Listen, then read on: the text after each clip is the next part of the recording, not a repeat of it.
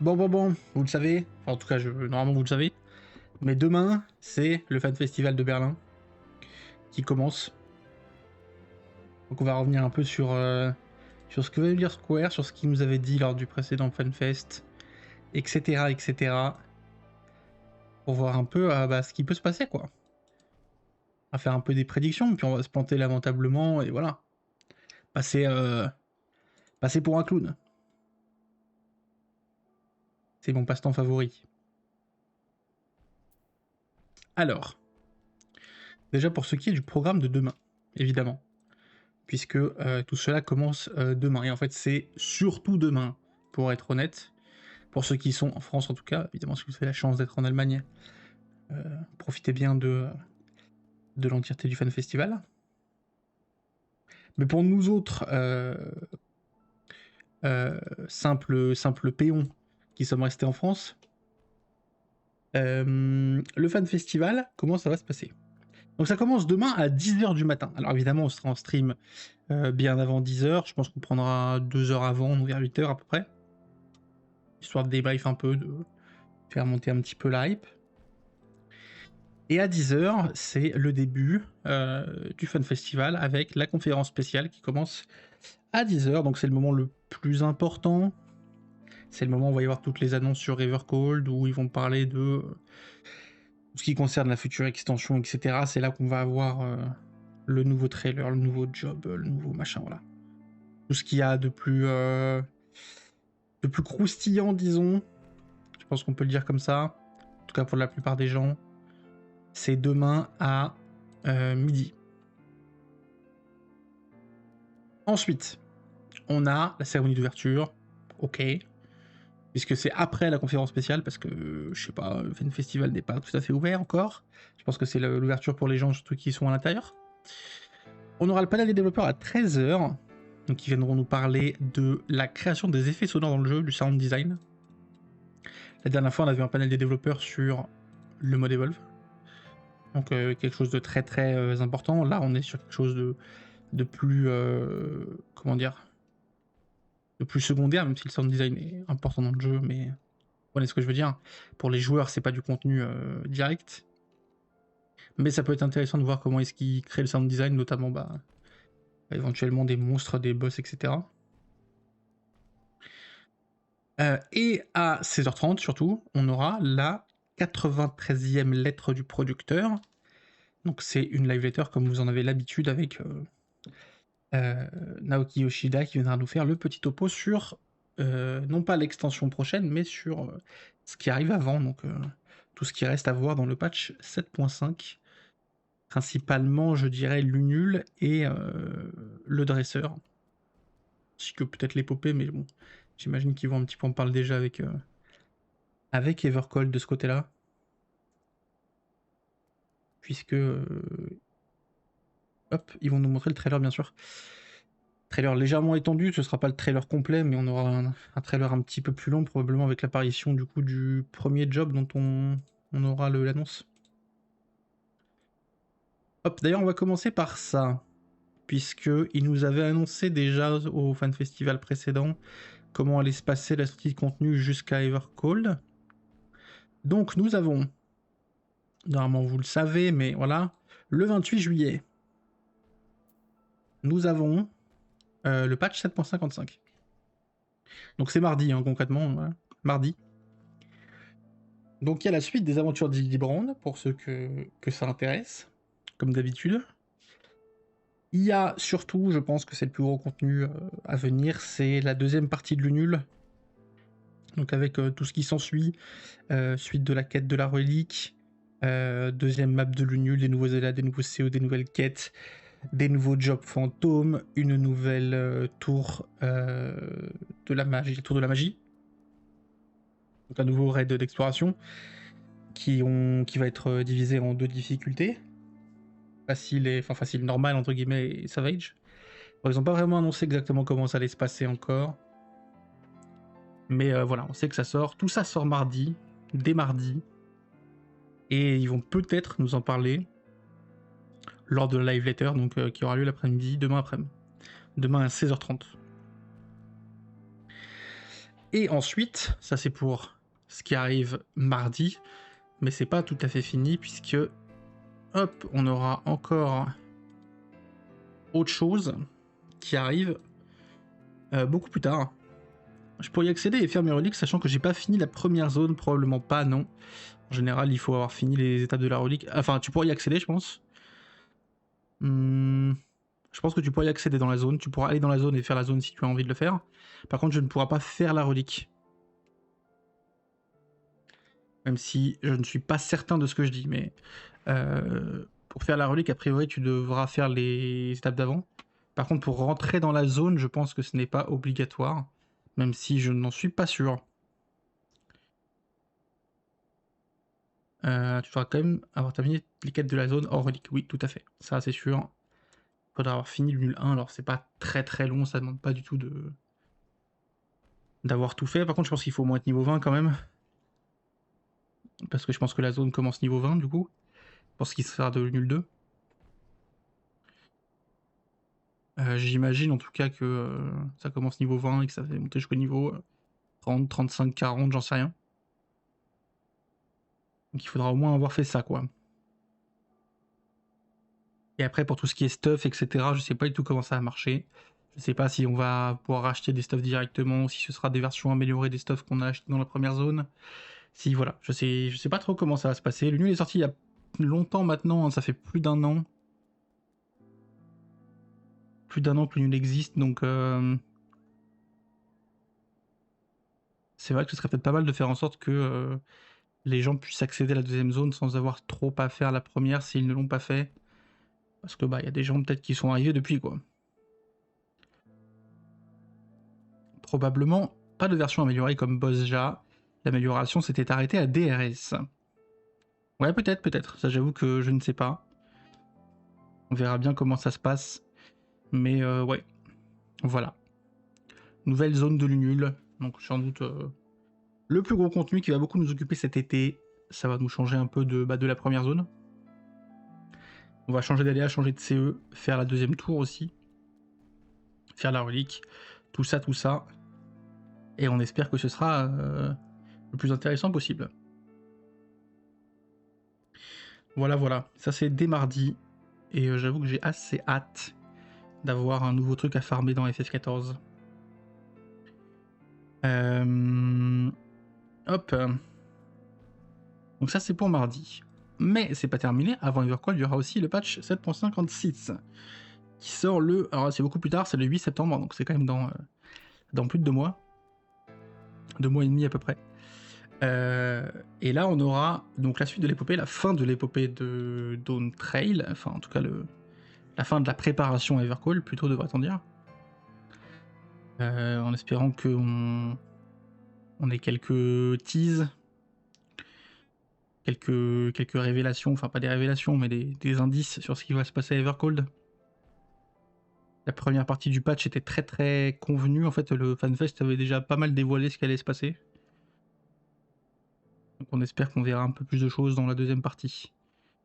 Et puis on aura le dresseur, le Beastmaster en anglais.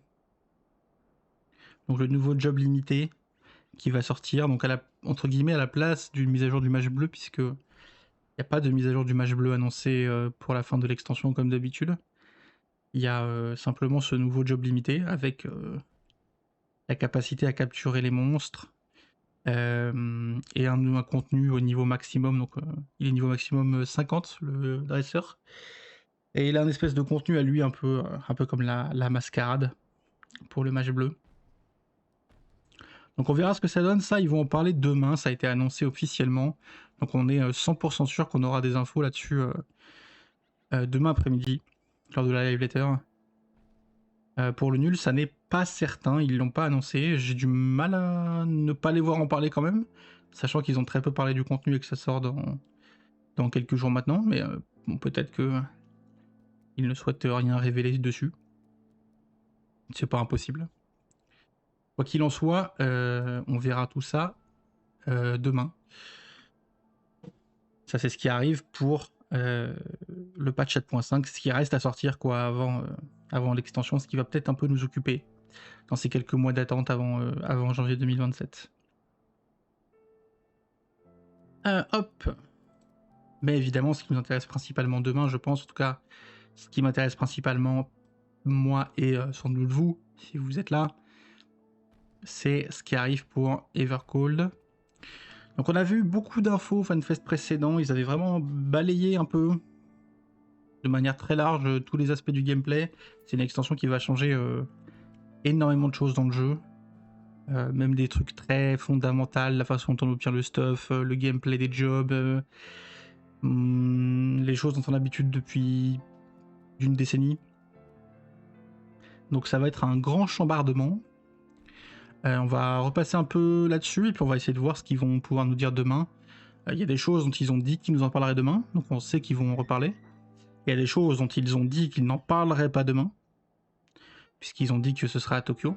Donc on est sûr que ce sera pas demain. Et puis il y a des choses on sait pas trop. Ce sera s'ils ont envie, s'ils ont le temps. Ils ont quand même que 2 heures, hein. Demain c'est de... Enfin 2h15, c'est de 10h à 12h15.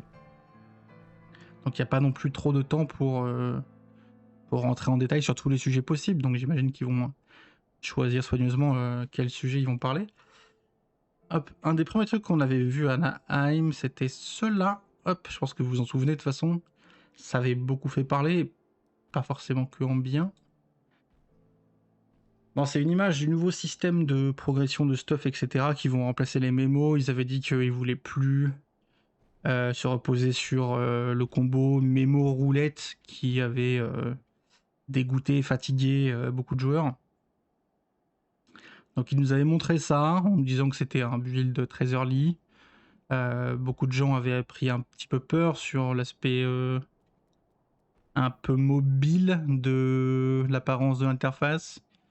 Même si je pense que c'est plus juste que c'est un skin early qu'autre chose. Pour l'équipement DRS, il faut quand même la tenue de Zadnor. Salut Brindif. Ouais. Ouais. C'est toujours un petit peu difficile de savoir ce qui va se passer en contenu d'exploration, comme il y en a quand même assez peu. Et qu'ils se ressemblent pas trop les uns les autres. Enfin, en tout cas, pas sur tous les points. C'est difficile, je trouve, d'extrapoler à ce qui arrive, quoi. Mais c'est sûr qu'il faudra avoir au moins fait une partie de la première version de nul pour avancer sur la deuxième, quoi. Mais voilà, nouveau système de stuff, alors on voit plein de choses. Donc il y avait des totems du cob, alors à mon avis ce sont des placeholders, hein, ce ne sont pas des totems du cob qu'on va obtenir, ce serait très étrange. Mais voilà, on voit un écran avec la progression, donc on va faire des quêtes weekly, des tâches qui vont nous faire avancer, et on va débloquer petit à petit les récompenses dans la semaine. Salut Poco, une arme cob par semaine en faisant mes roulettes, oui voilà, ce serait très étonnant quand même. Ce serait, voilà, et un petit peu malvenu je pense. Mais voilà, un écran un petit peu différent. Ils ont annoncé que ce serait complètement personnalisable, donc on pourrait changer l'écran, le fond. Votre personnage évidemment sera le vôtre, avec vous pourrez modifier la pose, l'apparence, etc.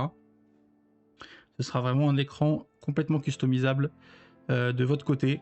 En tout cas, c'est ce qu'ils avaient dit il y a maintenant presque 3 mois. On verra demain s'ils repassent dessus, mais ils avaient annoncé quand même que ils en parleraient plus à Tokyo. Donc a priori, on n'entendra pas trop parler de cette nouvelle feature du stuff, etc. Demain. Je pense ou alors de manière très rapide, mais on ne devrait pas avoir beaucoup plus de détails, quoi. A priori, c'est vraiment lors du FanFest suivant qu'on aura des infos là-dessus. Merci beaucoup du follow, Benif. C'est très gentil à toi. Donc voilà, a priori pour demain, on parlera pas de ça. Ce qui évidemment est... Alors, on peut pas te parler de tout, mais je pense que ça fait partie des sujets les plus chauds, quoi. C'est quand même un changement fondamental de la façon dont on obtient notre stuff et des activités qu'on fait au quotidien sur FS, quoi. D'ailleurs, ils avaient aussi montré... Hop, je vous la mets à côté. Tac. Il me semble que les saisons, ça fait partie de la keynote de mémoire. Ouais, voilà. Ils avaient montré cet écran-là aussi. Donc, qui va avec. Donc là, ça montre toutes les tâches qu'on peut faire pour avancer dans le fameux Battle Pass, entre guillemets, on va appeler ça comme ça, même si le terme n'est pas très élogieux. Donc on voit c'est des choses assez génériques, hein. Faites une Faites une quête de l'épopée, faites une quête secondaire, faites un donjon instancier. Bon, pour l'instant, on est sur quelque chose d'assez générique. Je sais pas exactement quelle forme ça va prendre au final. De mon point de vue, si ça se traduit comme ça par des tâches, on va dire, assez classiques, hebdomadaires, qui font progresser un pass de combat, c'est mieux que les roulettes qu'on a actuellement, mais on n'est pas non plus sur une révolution, quoi. Comme il l'avait dit, je pense que le gros avantage, c'est que vous pouvez beaucoup plus choisir la façon dont vous faites avancer votre personnage.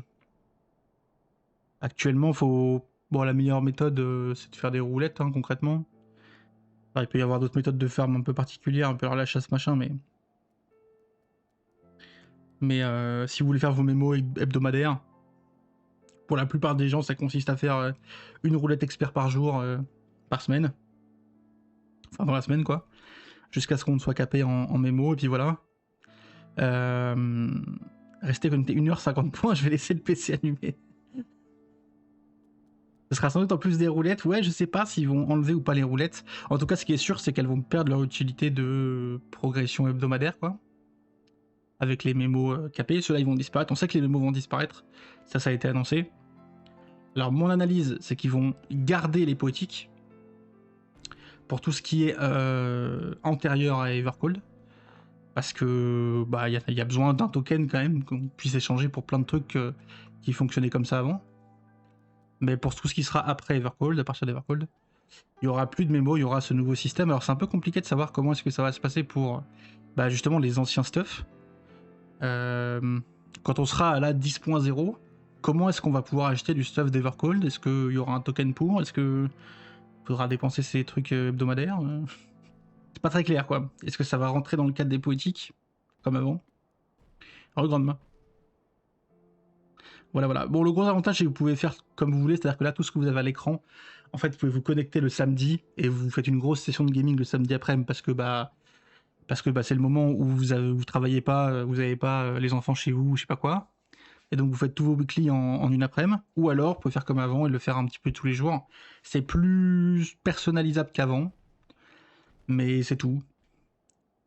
Sinon, je pense que ça change pas des masses de choses. En revanche, il faudra quand même qu'on voit comment est-ce que le stuff est attribué, puisque s'il est attribué sur la base de débloquer des paliers, est-ce qu'on va pouvoir choisir quel stuff on prend? Actuellement, quand vous avez des mémos, vous pouvez décider que vous prenez les gants, quoi, ou la bague.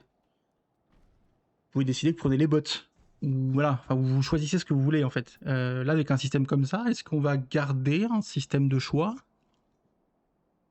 Ou est-ce que le jeu va juste vous distribuer les gants et puis c'est les gants, quoi? C'est pas très clair. Donc on verra. Évidemment, quid des upgrades qu'on trouve en Savage aussi? Comment est-ce qu'elles sont intégrées dans ce système? Enfin bref, beaucoup de questions, mais on n'aura pas de réponse a priori demain. Ce sera pas avant le FanFest de Tokyo en octobre-novembre. 31 octobre, 1er novembre. Donc voilà, a priori pas de suite là-dessus. Hop. Toujours en ce qui concerne le stuff, une petite fonctionnalité qui était assez intéressante. Alors je suis désolé, les skins ne sont pas forcément ultra propres, la team. Hein. Je fais comme j'ai pu. C'était la copie d'e-level. Alors ils avaient été très très succincts sur le sujet. Où on avait vraiment juste eu cette image avec l'e-level voilà, qui se copie sur les jobs secondaires depuis votre job principal. Très peu d'infos sur le sujet. Ils avaient quand même dit que ce serait mieux d'avoir stuff à l'ancienne, le job. C'est-à-dire que si vous avez stuff normalement, que vous avez pris vos pièces sadiques, mémo, etc., vous aurez quand même des statistiques qui sont légèrement supérieures à si vous aviez simplement copié la level. Mais c'est pas très clair. Qu'est-ce que ça veut dire? Est-ce qu'il n'y a pas les matérias? Est-ce que c'est pas les bonnes stats? Qu'est-ce que ça veut dire, quoi? Est-ce que t'es vraiment 790? Est-ce que, en fait, c'est un peu nul, mais est-ce que c'est juste pas très opti ou est-ce que c'est vraiment pas jouable? L'idée en elle-même est très bonne parce que je pense qu'on en a un peu tous marre de devoir stuff 45 jobs pour avoir le droit d'aller aider des amis à faire un truc, du sadique, des extrêmes ou je sais pas quoi. C'est trop long, puis avec le système actuel des mémos qui ne sont jamais décapés, c'est vraiment très long. Donc je pense que l'idée est bonne. Après, l'exécution, bah, ils en ont très peu parlé malheureusement. Donc on sait pas trop à quoi s'attendre. Ça, j'espère qu'ils en parlent demain. Alors, pour ce point-là en particulier, ils n'ont pas précisé de date pour l'approfondissement du sujet. Donc, bah, on ne sait pas s'ils vont en parler demain, s'ils vont en parler à Tokyo, ou s'ils vont pas en parler du tout. Et qu'on verra ça plus tard. Est-ce que ce sera bon pour monter le level des jobs qu'on n'aura plus besoin de l'équipement intermédiaire qui pourrit l'arsenal? C'est vrai que c'est aussi une question. Est-ce que tu pourras copier une partie des levels sur tes jobs niveau inférieur? Ou est-ce qu'il faudra qu'ils soient déjà niveau max? La stat primaire se scale sur l'high level, mais pas les stats secondaires. Mais qu'est-ce que ça veut dire? Est-ce que t'as pas de stats secondaires? Dans ce cas, c'est quand même très inférieur. Est-ce que c'est pas les bonnes? Enfin, est-ce que t'as de la piété sur un tank si tu copies ton e-level depuis un healer? C'est quand même des trucs un peu bizarres, quoi. La ténacité marche pas sur les DPS, par exemple, c'est une stat qui ne fonctionne pas. Comment, enfin voilà, c'est assez compliqué, je trouve, de savoir comment ça a fonctionné. Je parle même pas des matérias et de ce genre de choses. J'aimerais bien que le système de l'arsenal change plutôt une garde-robe avec tous les slots des items du jeu et quand tu l'as, tu le ranges dans son slot. Ouais, je vois. Mais de toute façon, il fallait qu'ils trouvent une manière de faire en sorte que ce soit plus facile de stuff les différents jobs. FS14, c'est un jeu où on peut jouer tous les jobs du jeu sur un seul personnage, c'est une des forces du jeu. Ça devenait un petit peu absurde d'avoir une situation où on pouvait tout jouer, mais en fait on pouvait rien jouer parce que c'était très compliqué de tout stuff, quoi. Donc cette feature devrait résoudre le problème, mais à quel degré, quoi? Alors, typiquement, si c'est pas opti, typiquement vous ne pourrez pas copier votre e-level pour aller aider des potes à faire un ultimate. Bon, vous allez me dire c'est pas très grave, ça concerne pas beaucoup de gens, mais ça ce sera pas possible. Mais est-ce qu'on peut le faire en salic sans raisonnablement handicaper le groupe? Est-ce qu'on peut le faire en extrême? Est-ce qu'on peut le faire sur autre chose? Enfin voilà, quel est le but, quoi, de cette fonctionnalité? Comment est-ce qu'on va pouvoir stuff d'autres jobs si on préfère les stuff à l'ancienne pour avoir toutes les stats? Est-ce que ça va être possible avec le Battle Pass dans stuff 3, 4, 5, 6? Alors on n'en sait rien, quoi. Et encore une fois, pas de date sur un retour sur cette feature. On ne sait pas s'ils en parleront demain ou pas, donc on espère. Mais comme ils ont dit qu'ils parleraient pas du système de stuff, je pense que ça rentre un petit peu dedans. Donc personnellement, je m'attends pas trop à revoir un sujet là-dessus, quoi. Même si, bon, on peut toujours espérer, quoi. On peut toujours prier. Bon, des choses un petit peu plus légères. Ils ont beaucoup parlé de skins aussi, de création de personnages, etc. Et ça, voilà, bon, de toute façon, vous l'avez en gros sur l'écran. Ça, ils ont clairement annoncé que ça viendrait à Berlin pour une grosse partie, donc on va en parler demain. Là, ce que vous avez à l'écran, c'est des skins d'action. Donc, vous pourrez choisir des skins pour vos spells, en fait. Vous pourrez changer l'animation de vos spells. Alors, il y a beaucoup de possibilités différentes. Pour l'instant, ce qui nous a été montré lors du FanFest à Anaheim, c'était juste que vous pouviez remettre sur vos actions des animations qui avaient existé dans le passé. L'animation que vous voyez là à l'écran, c'est une animation de dragon qui a déjà existé dans le jeu. Est-ce que ça va juste être ça? C'est-à-dire, bon bah voilà, pour tous les sorts qui ont un jour changé d'animation, vous pouvez revenir à l'animation précédente? Ou est-ce que va vraiment y avoir des skins inédits, enfin des animations inédites pour certains spells? Voire des façons de débloquer certaines animations? Encore une fois, ils en ont assez peu parlé, et ça, par contre, ils vont en parler demain. Donc on aura, je pense, un essai demain de comment ça se passe, quoi. Redonnez-moi Assassinat sur le ninja, comme ça je me fais que parler 2 secondes d'Animlock. Et ça, c'est un vrai truc, hein, pour tous les joueurs HL, etc. C'est vrai que s'il y a des animations qui ont des animation lock plus faibles, oui, C'est un vrai truc, oui. Il va falloir changer. Après, en général, les plus récentes sont les plus fluides. Donc en général, ça se traduit par rester sur l'ancienne. Enfin, par la nouvelle, pardon. On voudra pas trop repasser sur l'ancienne, mais voilà. Mais si on a des nouvelles, par exemple, pour accéder, enfin pour faire marcher un peu ce système, qu'elles soient débloquables en jeu ou même enfin, le pire scénario, c'est des animations de spells qui sont achetables sur la station MOG et qui ont des animation lock plus faibles. Et là, on rentre dans des choses dont on n'a pas envie, quoi. Bon, on n'en est pas là, bien sûr, et je suis pas très pessimiste sur le sujet. Je pense que c'est simplement une façon de remettre d'anciennes animations dans le jeu. Mais voilà, quand même faire attention à certaines choses, ça peut être un petit peu bizarre. Même si ça fait plaisir de pouvoir changer certaines animations, si jamais bah il y en a une que vous n'aimez pas, quoi, tout simplement. Hop, donc ça pour le coup on l'aura demain. Ensuite, changement de la création de personnages. Alors ça je pense que vous l'aviez retenu, mais on repasse dessus vite fait. Vous aurez un sélecteur de couleurs beaucoup plus complet pour les yeux, les cheveux et la peau. Donc vous pourrez complètement choisir la couleur et faire des couleurs de peau, de cheveux, etc. qui ne sont absolument pas, on va dire, possibles aujourd'hui. Vous pourrez avoir un personnage à la peau complètement orange si vous avez envie, ou enfin voilà, faire ce que vous voulez. Ce sera beaucoup plus personnalisable qu'aujourd'hui. Puis ils ont retravaillé un peu voilà, les yeux, etc. L'aspect de la peau, enfin beaucoup de choses. Mais c'est surtout l'aspect, vous pouvez choisir la couleur de manière complètement libre qui va changer. Il me semble que j'ai un truc là-dessus. Ouais, hop, voilà. Avec un personnage qui a la peau complètement verte, par exemple, ce qui n'est pas du tout possible aujourd'hui. Pareil pour les cheveux, en fait, ce que vous voulez, la peau, etc. Enfin, voilà, plus de liberté sur la création de personnages et nouvelles options. J'avoue que je suis... Alors, vous savez, c'est pas trop mon truc, la création de personnages. Mon personnage, il ressemble au personnage de base, quoi. Mais c'est vrai que je trouve que ça change un peu l'aspect du jeu d'avoir des personnages qui puissent être...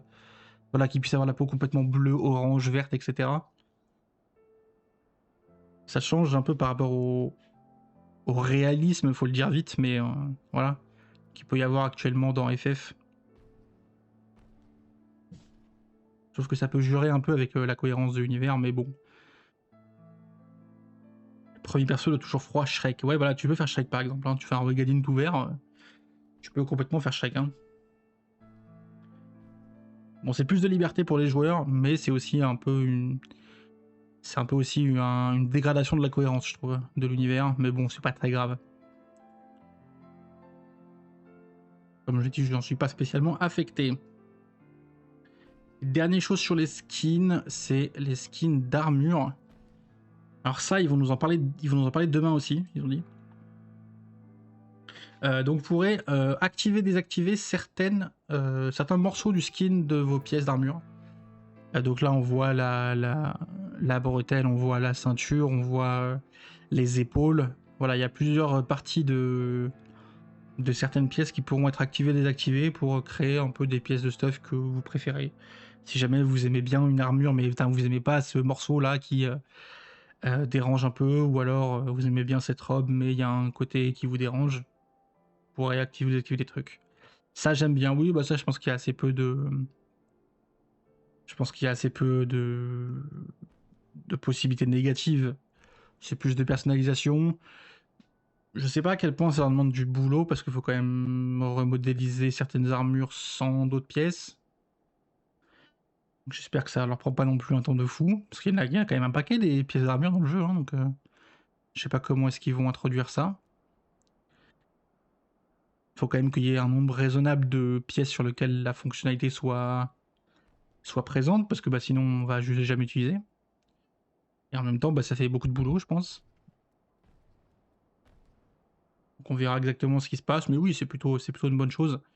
Un changement sympathique qui va dans la droite lignée de ce qu'ils ont fait depuis maintenant quelques années, avec possibilité de teindre plusieurs parties de l'armure, etc. Enfin, il y a plein de choses qui ont été faites pour que pour que les skins soient plus personnalisables et plus sympathiques qu'ils ne l'étaient.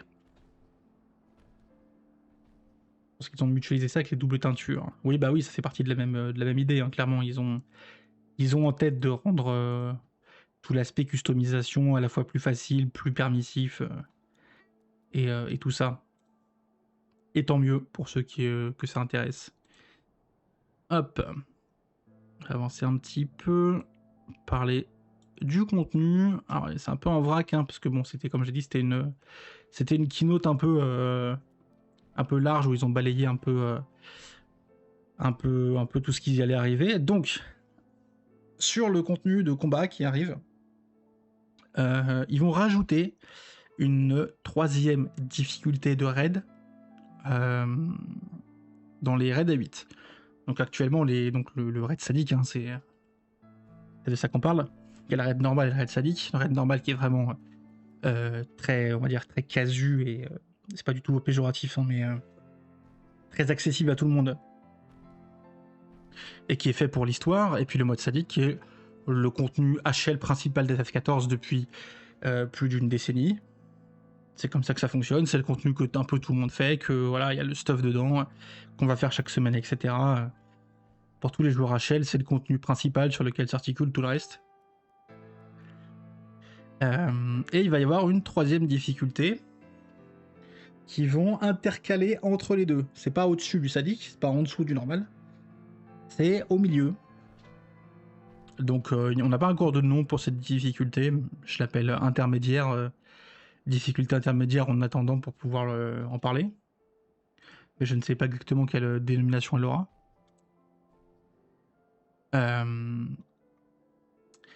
Je suis à moitié convaincu par cette nouvelle. D'un côté, bah, je suis très content qu'il y ait un nouveau type de contenu HL. Ça, évidemment, c'est une excellente chose. Moi, plus j'ai de contenu, plus je suis content. Et puis là, c'est du contenu pas très compliqué à faire pour eux, je pense. Parce que c'est une version, j'imagine, un peu light du sadique. Donc, bah, tant mieux. Là-dessus, je suis très content. Après, j'ai beaucoup de questions sur comment est-ce que le stuff va s'organiser. Déjà avec le système dont on a parlé avant, où il n'y a plus les MMO, mais aussi avec le stuff sadique. Est-ce qu'il y aura du stuff dans ce mode intermédiaire? S'il n'y en a pas, c'est un peu bizarre. Il sert à quoi d'un point de vue progression du personnage? S'il y en a, bah, c'est lequel? Est-ce que c'est du stuff sadique? Est-ce que c'est des bijoux du sadique, par exemple, qui tombent en intermédiaire? Est-ce que c'est un autre stuff avec un e-level intermédiaire, mais du coup qui serait peut-être utile pour la prog, mais c'est tout? Est-ce que ça va sortir en même temps que le sadique, le même jour? Ou est-ce que ça va sortir en décalé comme le normal? Est-ce que ce sera nécessaire d'avoir terminé l'intermédiaire pour accéder au sadique? Il y a plein de questions dont on n'a pas trop les réponses. Et comme c'est marqué là en petit à côté, ça ils en parlent demain. Ils vont nous parler de cette 3e difficulté dès demain et c'est un des trucs dont j'ai le plus hâte. Parce que j'ai beaucoup de questions sur le sujet. Et mon appréciation peut largement varier suivant les réponses apportées. Je suis pas forcément contre, comme je l'ai dit, plus il y a de contenu HL, plus je suis content, mais il y a beaucoup de choses, je trouve, auxquelles il faut faire attention. Je trouve que le contenu HL sur FF, il y en a beaucoup, même s'il y a des défauts dans certains secteurs. J'avais personnellement pas l'impression qu'il y avait beaucoup de place pour un contenu de ce type-là. J'ai l'impression que ça prend la place des raids des combats extrêmes, en fait. Qui, à mon avis, sont plus intéressants. Puisqu'ils c'est des combats uniques et ce sont pas juste des versions allégées du sadique. Donc j'espère que ça prendra pas... Alors, il y aura toujours les extrêmes, hein, il n'y a pas eu d'annonce de remplacement. Mais j'espère que ça prendra pas la place des extrêmes dans le HL, quoi. Et que bah, c'est un contenu qui va trouver sa cible. L'analyse de Square Enix, c'est de dire qu'il y a très peu de joueurs qui font le sadique comparé au nombre de joueurs qui font le normal. Et donc qu'il faut un mode intermédiaire. Je sais pas si je suis d'accord avec leur conclusion. J'ai l'impression que oui, il y a des... Alors oui, il y a les joueurs HL... Il y a peu de joueurs HL par rapport à la communauté générale, mais ça me semble logique. Je sais pas s'il y a des gens qui sont vraiment bloqués entre deux, qui ont vraiment le désir de faire du sadique, mais qui ne se sentent pas de le faire, et qui auraient besoin d'un mode intermédiaire, d'autant plus qu'il y a déjà les extrêmes dans le jeu. Je suis un peu sceptique, mais on verra ce que ça donne. J'espère qu'ils donneront des précisions surtout, parce que ça va beaucoup dépendre de comment s'intégrer dans le jeu. Quelle date ça sort, quel stuff, pourquoi faire, comment, est-ce que c'est nécessaire pour le sadique.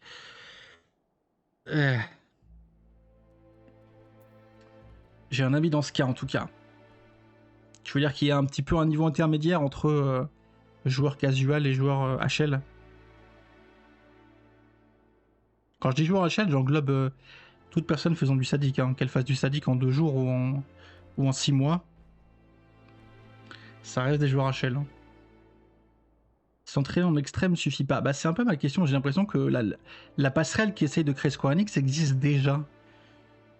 Et qu'elle fait relativement bien son travail. Sauf quand c'est nouveau. Mais non, blague à part, je trouve que ça fait déjà relativement bien le taf. Je suis pas certain qu'une version light des sadiques fasse mieux. Je vois pas trop quelle place ça aurait.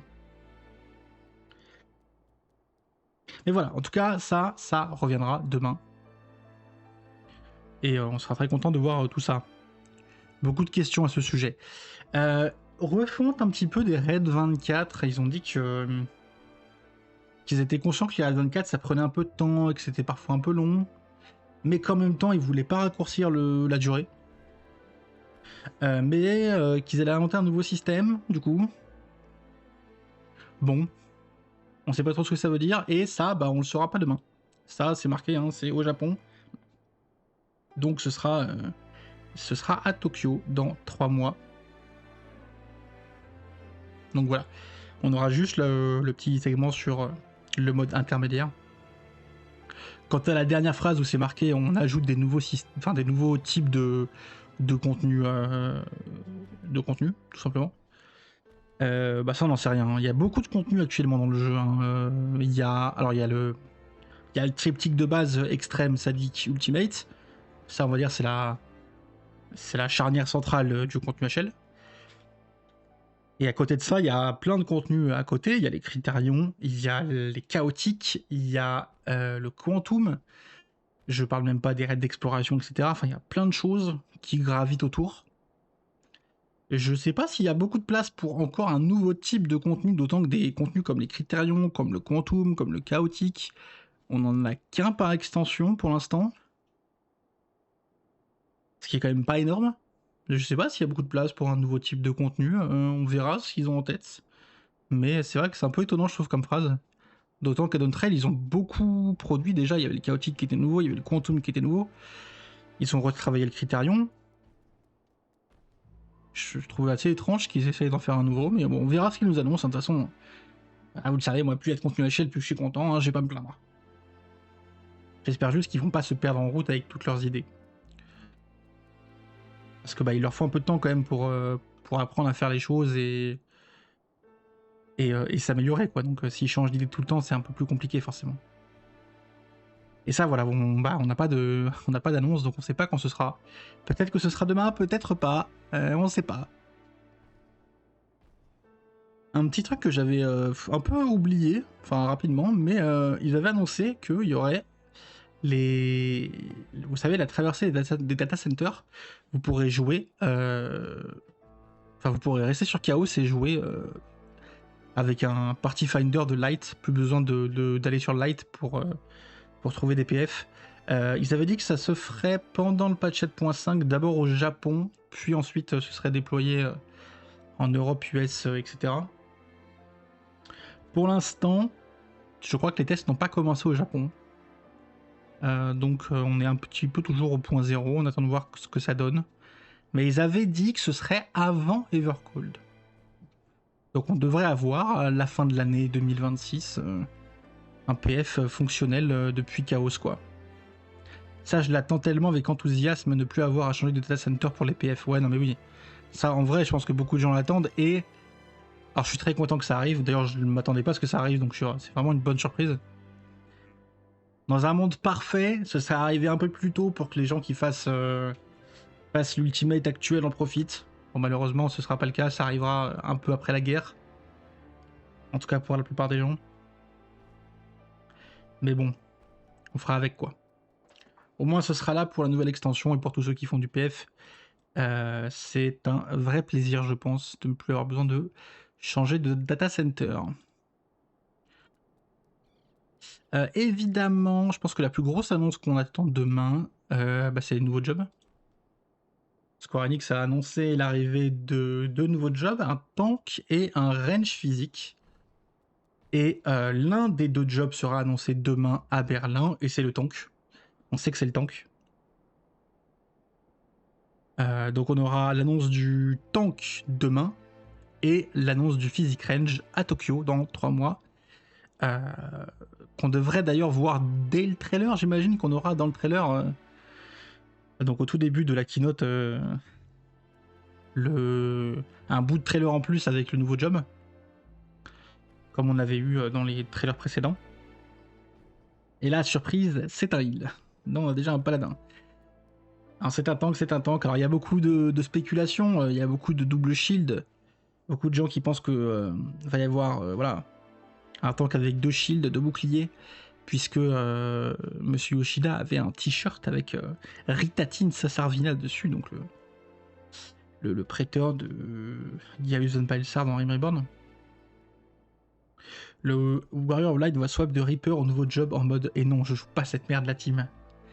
Non, mais je pense qu'il va y avoir un PNJ qui va, voilà, comme Sancred avait joué Gunbreaker dans le trailer de Shadowbringer, je pense que voilà, on va avoir un petit segment avec un PNJ qui joue le nouveau tank, un main tank, puisque Square Enix avait aussi annoncé que les tanks vont être splits entre off-tank et main tank. Donc dans les off-tank, on retrouvera le Dark Knight, le Chevalier Noir, le Pisto Sabreur et le Warrior. Et dans les main tanks, on aura le Paladin et le nouveau. Seulement 2. Donc voilà. Fameux, les OT feront plus de support que les MT, sauf que Paladin en MT. Après, les spells vont sûrement changer, hein, on ne sait pas exactement ce que ça va donner pour l'instant. Donc c'est un peu compliqué. On verra exactement. On nous avait montré un petit peu du gameplay Paladin lors du panel des développeurs sur le mode Evolve.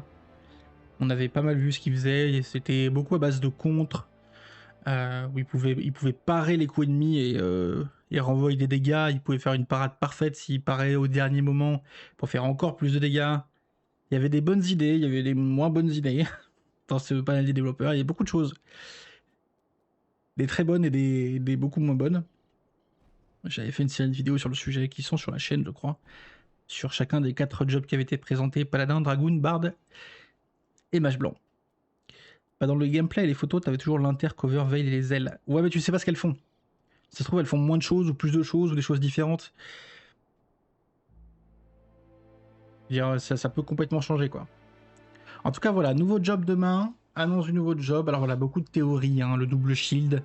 Il y a des gens qui ont parlé du fléau, du marteau. Bon, après, il y a Fubu, là, qui a des idées. Des double tonfa, je sais pas quoi, là. Enfin, voilà, beaucoup d'idées différentes sur ce que ça peut être comme arme, comme style.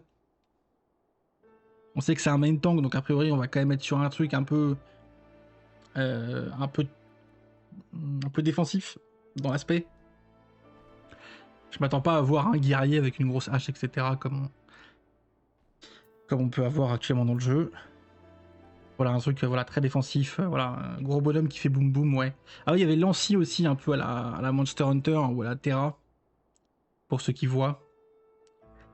Un truc avec une grosse lance, un shield, etc. Puis une Clio 4, ça tank.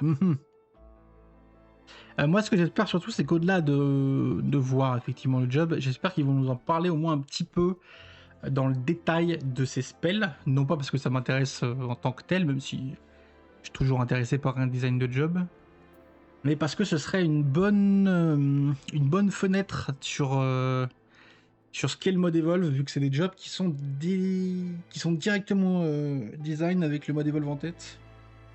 Donc ce serait cool d'avoir une idée de ce que ça donne. Quand c'est fait directement pour, quoi. On voit un peu leur idée de base, leur idée à l'état pur, quoi. Et pas venant d'un gameplay plus daté. Mais bon, je suis pas sûr. Je pense qu'on aura le reveal du job, mais je suis pas sûr qu'il nous montre beaucoup plus de choses. La dernière fois, c'était pendant un panel des développeurs. C'était vraiment un pan entier du FanFest qui était dédié à ça. Là, ce sera pas le cas. Ce sera pendant la keynote, pendant la conférence spéciale. Donc, je pense que ça va être beaucoup plus rapide et beaucoup plus général que ça avait pu l'être la dernière fois. Et donc, le Physics Range à Tokyo. Donc là, on n'est pas encore sorti du sable. Hein. Pour mes amis Physics Range, il va falloir prendre votre mal en patience avant de savoir exactement quel va être votre nouveau camarade. Hop, je repasse vite fait sur voilà le raid. Bon, ils nous ont pas montré grand chose là-dessus. Ils nous ont dit, voilà, il y aura un raid à 8 qui sera décliné en 3 difficultés. Maintenant, puisqu'il y aura normal, intermédiaire, savage, sadique. Et on vous révélera quel est le raid à Berlin. Donc demain, on devrait savoir de quoi parle le raid à 8 de la prochaine extension. Bon, ok. Personnellement, j'espère que... Enfin, j'aimerais que ce soit quelque chose d'un petit peu plus sérieux et épique dans le ton que ce qu'on a eu à Dawntrail avec l'Arcadion, qui était un peu fun, un peu voilà.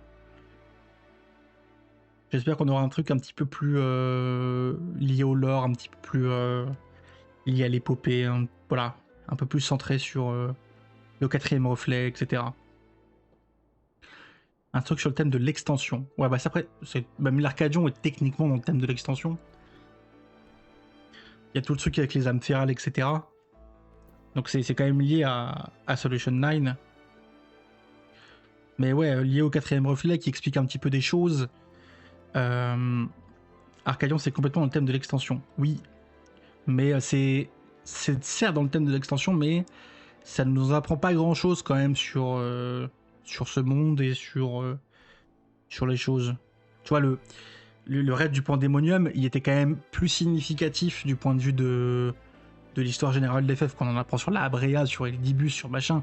On entre quand même plus dans les choses. Alors, c'était plus facile parce que bah, Endwalker s'y prêtait mieux quand même. Mais voilà.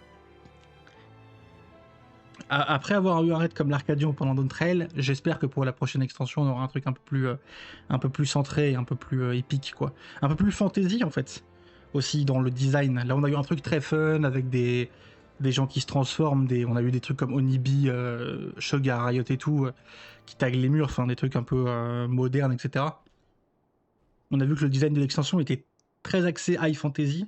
J'espère qu'on va retourner sur un truc un peu comme ça. Un peu moins futuriste, etc. Et bon, ils ont dit New Ultimate Raid. Voilà. Tant mieux, hein, il y aura des Ultimates à Evercold. Bon, évidemment, on s'en doutait. Probablement des Ultimates comme d'habitude. La question avec les Ultimates, c'est toujours est-ce qu'ils sont bien faits, parce que c'est très compliqué à faire. Il y a toutes les discussions avec le mode Evolve, l'équilibrage qui sont très compliqués. On ne va pas parler aujourd'hui parce que c'est des débats sans fin, mais ça va être assez compliqué, je pense, pour Square Enix de gérer correctement les choses. On peut se poser la question de si on aura un au début de l'extension, vu que pour la première fois on a eu un ultimate en patch .5 d'une extension. Donc est-ce qu'on en aura un dès la point 1 de Evercold ou pas? On sait pas. On verra bien. Ultimate en .5, perso j'aime bien. Oui, moi si on a que 2 dans l'extension, je préfère que ce soit .1 et .5 plutôt que .1 et .3. Où ça fait un petit peu rush et qu'à la fin il n'y a rien. Je préfère qu'il soit en .5 où déjà ça fait un petit peu une pause, même si ça peut être un peu bizarre d'avoir un énorme trou au milieu de l'extension. Et puis surtout ça occupe à la fin, la mine de rien, la fin de l'extension paraît beaucoup plus fournie. Alors elle l'est déjà, mais le fait qu'il y ait un ultimate, ça aide quand même énormément à patienter jusqu'à l'extension, quoi. En .3, tu trouves un nouveau type de construit à mettre. Ouais, je pense que ce serait l'idéal, ouais, je suis d'accord. Go point 1 et point 5. Mais la question se pose de leur capacité à reproduire un ultimate assez vite pour qu'il soit présent dans quelques mois, puisque ce sera pas au début de l'extension, mais ce serait quand même au mois d'avril-mai maximum. Surtout qu'ils ont annoncé que le délai entre chaque patch allait se raccourcir. Donc est-ce qu'ils sont capables de sortir un ultimate en moins d'un an, à peu près? C'est ça qu'on leur demande. Et ben on verra. Tant mieux, je savais pas. Ouais, alors ils ont pas dit de combien. Hein. Il y a longtemps, le délai entre les patchs, c'était 12-13 semaines. Et ça s'est monté à presque 18, je crois. On est à 18 à peu près aujourd'hui. Donc on est à plus de 4 mois entre chaque patch sur Dawn Trail. Et ils ont dit que c'était trop. Et je suis d'accord avec eux, c'est trop. Donc on va voir s'ils arrivent à réduire les délais. Mais ça peut être de pas beaucoup, quoi. Dans ta photo, ils disent qu'a révélé à Berlin un Raid A8 et un Ultimate. Non, pour moi, ils parlent juste du Raid A8. Pour moi, l'Ultimate, ils vont pas en parler demain. En tout cas, c'est comme ça que je l'ai compris. Puis j'ai réécouté la conférence et j'ai l'impression que c'est ça qu'ils disaient. Ils ont dit qu'ils allaient essayer de réduire les délais, oui. Tout à fait. Et j'espère qu'ils vont y arriver. Parce que c'est vrai que c'était des fois un peu long. D'autant qu'à Dawn Trail, en plus, le contenu a été très irrégulier. Il y a eu des périodes avec énormément de contenu et des périodes avec nettement moins. Donc un peu dur. C'est demain ou pas qu'ils parlent des changements dans le monde ouvert. Bah, j'y arrive, il me semble. Pas du tout, j'y arrive pas du tout. J'ai menti. Mais oui, attends, j'ai pas la slide. T'as raison. Hop, je vais remettre le jeu. Mais oui, donc ils avaient parlé au fait précédent du fait qu'ils allaient pas mal changer les maps et le jeu en monde ouvert de manière générale. Donc ils vont changer les maps pour qu'elles soient plus interactives, ils vont changer les quêtes pour qu'elles soient un peu moins FedEx, ils vont réduire le nombre d'aléas mais augmenter la qualité des aléas, quoi que ça puisse vouloir dire. Enfin, voilà, il y a plein de petits changements sur le fonctionnement du monde ouvert. FF est un MMO où honnêtement le monde ouvert n'a que très peu d'intérêt, je trouve. On va quand même très peu, à part dans les zones d'exploration. Mais c'est vrai que en fait, à part pendant le leveling et voilà, pendant 2-3 moments un peu clés, mais sinon, enfin, en tout cas, personnellement, je passe pas de temps sur les maps, quoi. En tout cas, déjà, elles sont relativement petites, elles se traversent en 60 secondes, quoi, à peu près. En 1 minute, vous avez traversé n'importe quelle map, je pense, à d'autres chocobos. Vous pouvez vous TP n'importe où, sur n'importe quelle map, depuis n'importe où. Il y a peu d'intérêt à être en dehors du leveling, au moment où vous faites votre épopée et vos quêtes secondaires éventuellement. Bon, c'est vrai que c'est une partie du jeu qui est un peu mise à l'abandon et qui existe pour exister, quoi. Ma théorie perso, c'est que des confrontations critiques vont arriver dans le monde ouvert.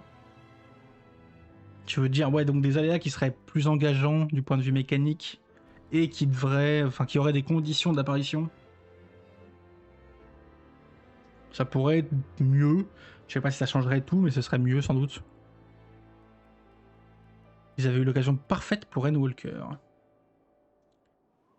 Bah, je pense que c'est un autre souci, c'est que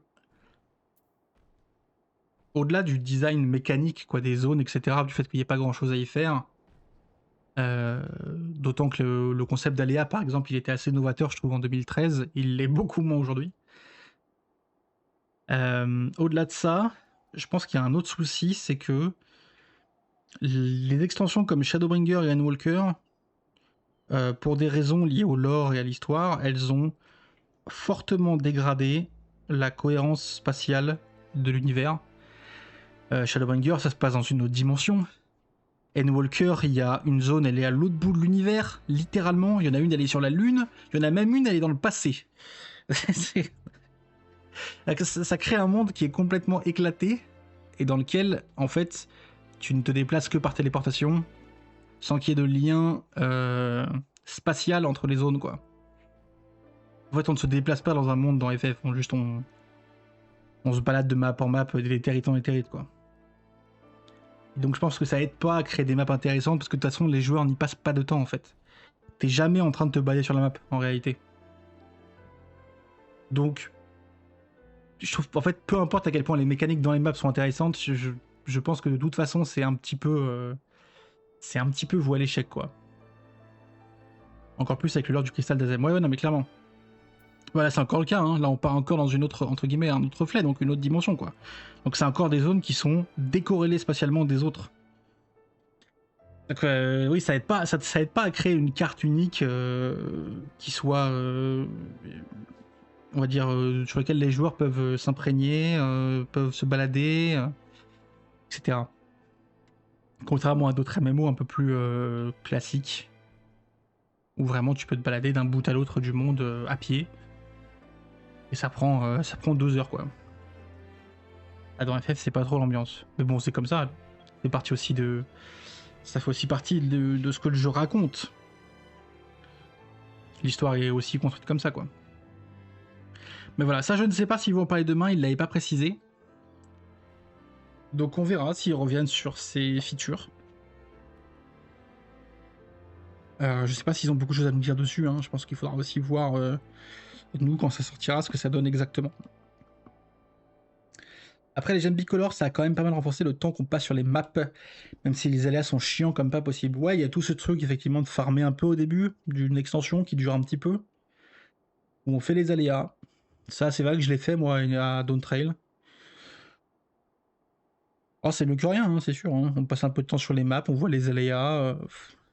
Après, c'est sûr que si les aléas étaient un peu plus intéressants, peut-être qu'aussi qu'ils étaient un peu plus liés, tu vois, s'ils racontaient quelque chose. Parce que bon, là, les aléas, c'est oh, il y a une troupe de crocodiles qui arrive sur le village. Mais ça pourrait être un peu plus intéressant en termes de narration. À Rim Reborn, il y avait eu des. Ça, ils l'ont jamais refait, mais il y avait des. Vous savez, des séries d'aléas. Genre, il y a celle du Viaduc, il y a celle de Zvara dans le Coertas. Il y en a 2-3 comme ça. Où ça donne un peu plus l'impression, je trouve, de participer à un gros truc. Ah. Il y en a encore après RR.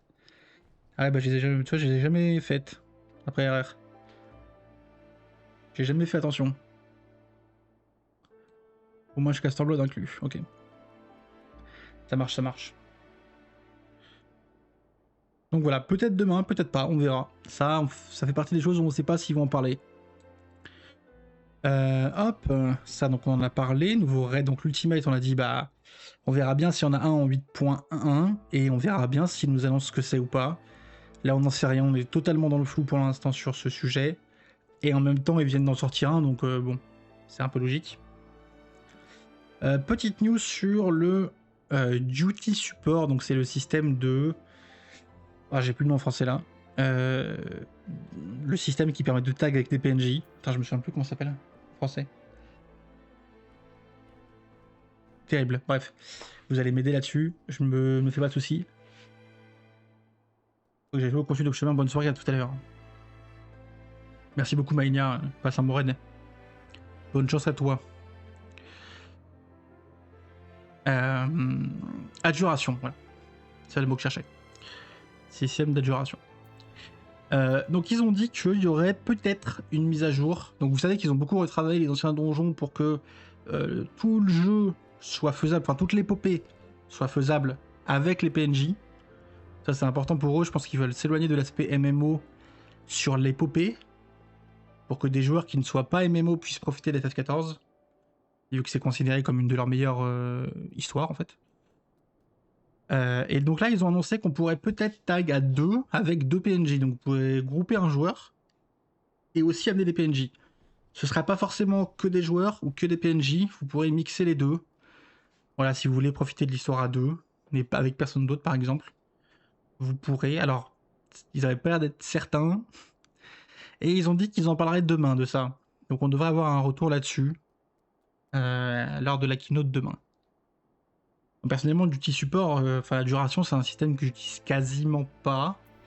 Je l'utilise que la toute première fois quand je monte mon personnage les premiers jours de l'extension pour faire les donjons un peu tout seul et avoir le temps de regarder le donjon, de lire les choses qu'il y a par terre, de ramasser machin, enfin voilà, de profiter du donjon. Mais à part la toute première fois où je fais le donjon, où effectivement je le fais avec des PNJ, en général après je ne joue qu'avec des joueurs.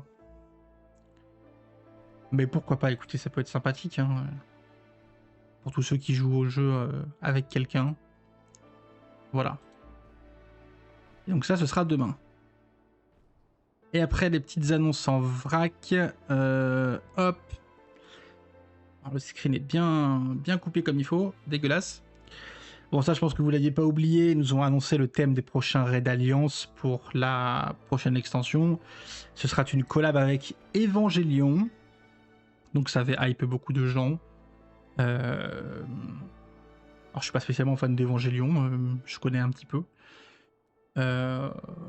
J'aime bien. Après, j'ai toujours le même discours sur les collabs. C'est-à-dire que je trouve que ça éloigne un petit peu le contenu d'FF. Puisque bah du coup ça parle d'autre chose, comme avec Nia, etc. Ou avec même quand c'est les raids de Stormblood qui sont absolument géniales, mais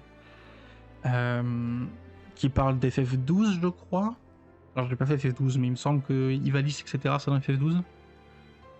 Je trouve que c'est toujours moins sympa qu'un raid qui parle de l'univers d'FF14, comme ça a pu être le cas sur Rim Reborn, ou plus récemment sur Endwalker, avec les 12. Alors c'était un peu raté, je trouve, sur Endwalker, mais n'empêche que je trouve ça plus intéressant quand ça parle de l'univers actuel que de ramener une collab externe. Mais bon, pourquoi pas. Puis voilà, si vous êtes fan d'Evangelion, j'imagine que l'annonce vous a plu. De toute façon, les Raid 24, c'est des contenus un petit peu sympathiques, etc. C'est pas... des contenus un peu fun sur le côté, donc il n'y a aucun souci, je trouve. Et puis on en a fini, hein. Oui, alors il y avait évidemment l'annonce de l'extension du free trial, de l'essai gratuit des FF14. Donc le fameux mème qui va s'agrandir. Parce que maintenant Shadowbringer fera partie de l'essai gratuit. Ce qui donne quand même un essai gratuit de zinzin. Vous avez accès à Rim Reborn, Heavensward, Stormblood et Shadowbringer. Et puis en plus Shadowbringer, une des meilleures extensions du jeu. Je pense que tout le monde la place plus ou moins dans les premières.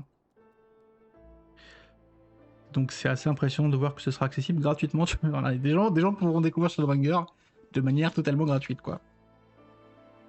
Ça, c'est plutôt cool. Et puis voilà, hein, c'est un peu le tour de ce qu'il nous avait dit. Hop là, reste avec nous le micro. On a fait un petit peu le tour de ce qu'il nous a présenté à Anaheim. Alors il y avait, encore une fois, on va juste revenir sur le dernier gros truc quand même. Hop. Le mode Evolve, évidemment. Sans doute le plus gros changement de cette extension. Et sans doute le plus gros changement ever, puisque ça touche le gameplay des jobs. Donc ça touche le cœur du gameplay en fait. L'endroit par lequel vous expérimentez n'importe quel contenu, c'est par votre job. Sauf le craft. Donc voilà, beaucoup de choses sur le mode Evolve. C'est un nouveau mode de jeu qui se concentre sur le fait d'avoir moins de touches, d'être un peu plus rapide, de renforcer les individualités des jobs, leur identité propre. En tout cas, c'est le but. Donc il y a beaucoup de fusion de boutons, il y a des combos qui sont fusionnés sur une touche, il y a des spells qui sont tous fusionnés sur une touche et dont l'effet va changer suivant la cible. Voilà, il y a plein de nouvelles choses, je vais pas tout refaire parce qu'on avait eu un panel des développeurs complet dessus. Encore une fois, j'avais fait une série de vidéos dessus où j'exprimais mes accords et mes désaccords sur le sujet. Il y a plein d'excellentes idées et il y en a des mauvaises aussi, je trouve. C'est un peu tout mélangé. Mais voilà, beaucoup de changements. Le mode Reborn, comme ils appellent ça, c'est-à-dire le mode actuel, le mode sur lequel on joue, sera conservé pour les 21 jobs qui existent déjà.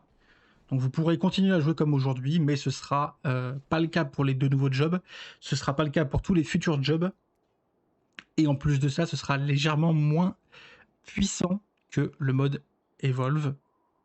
Donc en réalité, ce que Square Enix nous dit de manière un peu silencieuse, c'est qu'il va falloir jouer en mode Evolve, puisque petit à petit, les jobs vont transitionner dessus. Quelques trucs qui m'inquiètent quand même. Alors déjà, les points forts, ce sera disponible tout de suite pour tout le monde. Vous aurez tous vos spells dès que vous atteignez le niveau 50. Et donc entre le niveau 50 et le niveau 100, ce sera juste des améliorations des spells existants. Ce qui veut dire que dès que vous faites du contenu de l'ancien contenu avec un job en mode Evolve, vous avez la même rotation que quand vous êtes niveau 100 ou 110, ce qui est extrêmement agréable. On pourra enfin aller faire des anciens ultimates avec les mêmes rotas, et ça c'est vraiment cool. Suppression des 2 minutes, qui était un vrai problème dans la méta pour tous les joueurs HL. Split des tanks entre main tank et off tank, ça je pense que c'est pas mal aussi, même s'il y a des questions à régler. Ils ont annoncé qu'on pourrait faire tous les contenus, donc bah, tout le contenu ça veut dire ultimate compris, avec les 2 modes. Alors ça me pose un problème. Alors évidemment ça paraît être une bonne idée comme ça, de pouvoir dire aux joueurs bah vous pouvez jouer ce que vous voulez et en fait vous pourrez faire le contenu, sauf que ça veut dire que, puisque un des modes est un peu plus puissant que l'autre, ça veut dire que quand tu joues dans ce mode-là, bah, le contenu est forcément un peu trop simple. Alors quand c'est de l'extrême ou même du sadique, c'est pas très grave, puisqu'il y a de la marge de toute façon, mais quand c'est de l'ultimate où il est pas vraiment censé y avoir de marge, ou en tout cas assez peu, bah ça va forcément créer, et j'ai du mal à voir comment est-ce que Square Enix va équilibrer correctement les choses, d'autant qu'on a vu certains jobs en mode Evolve. On a vu le paladin, le dragon, le barde et le mage blanc, et ils ont certaines capacités qui paraissent extrêmement puissantes au regard de ce qu'on connaît aujourd'hui dans le jeu. Donc j'avoue que je suis un petit peu circonspect sur la capacité de Square à équilibrer correctement les choses pour le début de l'extension, et du coup bah, équilibrer le contenu qui va avec. Mais bah on verra hein, ce que ça donne. De toute façon, voilà, c'est fait. Hein. Ils vont pas revenir en arrière. Donc il va falloir faire avec. Et apprendre, du coup, apprendre tous ces nouveaux jobs, ça c'est quand même la partie sympa, c'est qu'il va y avoir toute une partie de... Bah, en fait, il va y avoir 23 nouveaux jobs, quoi, en fait. Puisque les changements sont vraiment conséquents, quoi. C'est pas comme d'habitude, là, il y a un énorme changement. Donc on va pouvoir... on va passer un sacré moment à regarder un peu toutes les possibilités de chacun. Qu'est-ce que fait tel job? Qu'est-ce que fait tel job? Est-ce qu'il y a des combos possibles entre certains trucs? Voilà. Je pense qu'il va y avoir toute une phase un peu de théorie craft, etc., qui va être plutôt sympa dès qu'on va avoir le droit de voir un peu ce que chacun peut faire, quoi. Donc ça peut être très sympa. J'espère juste que ce sera pas trop... comment dire, trop ennuyeux sur le long terme. J'ai eu l'impression que c'était... en tout cas, ce qu'ils avaient montré lors du FanFest précédent, c'était quand même assez peu exigeant à jouer. J'espère que on va pas se diriger vers quelque chose de très sympathique sur le moment, et puis dont on va se lasser très vite. J'ai un peu cette peur-là. Mais bon, on verra. On verra. Ça, c'est le plus gros changement, je pense. Encore plus que le changement de stuff ou quoi. Puisque bah, ça affecte tout ce que vous faites dans le jeu, hein, concrètement. Peu importe ce que vous faites dans le jeu, de toute façon, vous allez le faire avec votre job en général. Donc, ce sera affecté par ce changement-là. Et on ne devrait pas en entendre parler demain, en tout cas. Puisque la dernière fois, on avait un panel des développeurs complet sur le sujet. Et ils n'ont pas dit qu'ils en reparleraient. Je pense qu'on n'entendra pas parler demain, peut-être même pas à Tokyo. En général, il y a le Media Tour qui est là pour ça, pour qu'on puisse voir un peu tous les nouveaux jobs. Mais malheureusement, c'est dans très longtemps. Je pense que c'est dans au moins 4 mois, je pense. Ça devrait être en novembre. Peut-être même décembre. Donc voilà, je pense qu'on n'en aura pas beaucoup plus d'infos avant un long moment sur ce sujet. Pourtant très important. Donc demain, des petites choses sur le duty support, sur les skins des jobs. On aura un retour sur le Red Eye 8, le nouveau tank, et puis voilà. Et puis évidemment, j'en ai pas parlé, mais tout ce qui concerne bah, l'univers, enfin l'histoire, etc. On va avoir un bout du trailer en plus. J'imagine qu'on va avoir quelques images en plus du 4ème reflet, voilà, de certaines choses au tout début de la conférence, comme on avait eu la dernière fois. J'avais trouvé ça très joli d'ailleurs, le 4ème reflet. Je pense que c'est visuellement une extension qui va beaucoup me plaire. En tout cas, j'espère. Je suis assez fan de ce qu'ils ont fait. Voilà. Petit résumé de ce dont on avait parlé il y a maintenant près de 3 mois et de ce dont on peut attendre pour demain. Comme je l'ai dit, demain ça commence à 10h pour la keynote du FanFest. Donc de 10h à midi et quart, c'est la conférence spéciale avec toutes les infos sur Evercold. Il y a le panel des développeurs à 13h où on parlera de game design, enfin du sound design plus particulièrement, d'FF14. De 13h à 14h30. Et puis à 16h30, c'est ça. À 16h30, il y a la lettre du producteur jusqu'à 18h30 qui parlera de tout ce qui arrive avant Evercold. Donc principalement le dresseur, nouveau job limité, et peut-être un peu de l'Unul, en tout cas on espère. Voilà. On sera en live dès demain matin avant 10h, ce sera sûrement vers 8h, 8h30.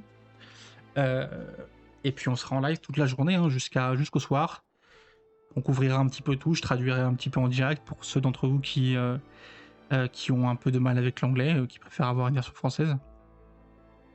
Et puis on débriefera aussi, je donnerai un petit peu mon avis sur les différentes annonces, que ce soit péjoratif ou amélioratif, quoi, peu importe, je dirai ce que j'en pense, en essayant d'être le plus factuel possible et apporter un peu de profondeur, quoi. Pas juste dire ouin ouin c'est nul, ouah ouah c'est trop bien. On va essayer de comprendre un peu ce qu'ils essayent de faire et pourquoi ils le font. En tout cas, si on y arrive. Voilà, voilà. Bon, la team, merci beaucoup. Moi, je vous dis à demain. On se retrouve du coup tôt demain matin. Merci beaucoup d'avoir suivi ce stream.